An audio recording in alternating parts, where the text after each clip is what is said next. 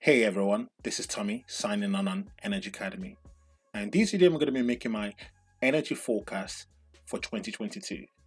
Now, this year is going to be a year of surprises in terms of energy decisions, energy policies, and it's going to be a year of some pain in terms of cost of energy. Now, there was a big push last year about net zero, climate change, reduction of carbon footprint, and things as such. Now, fundamentally, the technology from last year to this year hasn't changed. That's why I'm very confident in the energy predictions I'm going to be making. The first energy prediction is that energy costs are set to increase globally. Now, last year in the EU, we saw energy costs, especially gas prices, go up by around 600%. In the UK, about 25 energy providers went out of business. This means that there was more customers affected in 2021 than in 2018, 2019, and 2020 combined. Last year was a year of massive energy costs in the EU, but also across the world. We see the same thing happen in the United States, where we see energy costs go up so much that Joe Biden was pleading with OPEC to essentially produce more oil. As the world exits the COVID pandemic, we're going to see more demand, and this means there's going to be more pressure on energy supply. This is going to drive up costs in 2022. Goldman Sachs, for example, predicts that a barrel of oil might go up as high as $100 per barrel. Now, I don't think this is necessarily going to happen, but we're going to see gas prices, energy prices, electricity prices increase in 2022. My second prediction is that coal consumption is going to increase dramatically in Asia and in the EU. In fact, I believe that we might break the all-time record for coal consumption in 2022. As gas prices has increased across the world, what we're seeing is that energy providers are having to go to the cheapest form of energy so that they can essentially stay afloat and not bankrupt themselves, like we see many energy companies do in the UK. This means that many energy suppliers and many energy providers are using the cheapest form of energy, which is coal. So we're going to see an increase in coal energy this year. In fact, China is trying to mine more coal domestically. India this year is set to surpass China in terms of coal import and become the world's largest importer of coal. We're going to see a greater amount of coal usage in the EU, especially in Germany.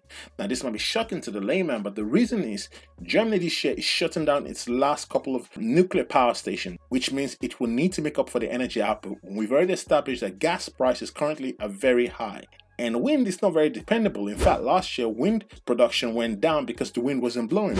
This means that countries like Germany will rely heavily on coal. And in fact, we are seeing them use more coal. And they're using not just your typical coal, but they're using brown coal, which is the dirtiest stuff. So coal production is going to go up this year.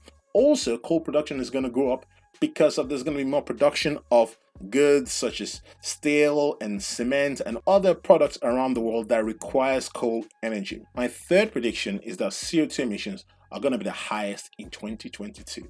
The reason why you're going to get more CO2 is because you're going to be using more coal, and coal per pound produces more CO2 than natural gas. And therefore, this year we're going to see a large amount of CO2 emissions. This means that all the events of last year, especially around COP26 and the drive for net zero and all that, is not going to do a single thing to the emissions of CO2 into the atmosphere. And that's why I want you to understand this year is we're going to see an increase in costs, we're going to see an increase in coal usage, and we're going to see an increase in CO2 emissions.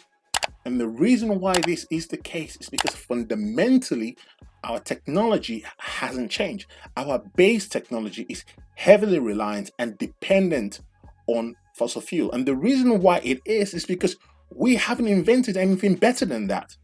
And this is what most people don't understand. Most people think that because of wind and solar energy, we're going to reduce our CO2 output. I'm going to be bringing out some video in the future about why the expansion of wind and solar technology will increase CO2 output into the atmosphere. Most people think it's going to decrease CO2 output, but in reality it doesn't. And that's because the technology required to make wind and solar panels depends on fossil fuel. Now, this is what this channel is all about. It's all about helping you to understand those nuances and think about those things that you might not get if you're watching the 6 o'clock news, or you might not get if you're listening to your typical website. what I'm going to be doing is coming from the angle of an engineer, of someone who has an expertise and knowledge in this industry, how energy is produced and the fundamental raw materials you need to produce energy, so that you are able to think clearly about how we generate our energy, where our energy comes from, and how we generate our energy responsibly and ethically and for the benefit of our society. This is Tommy, signing off on Energy Academy. Bye-bye.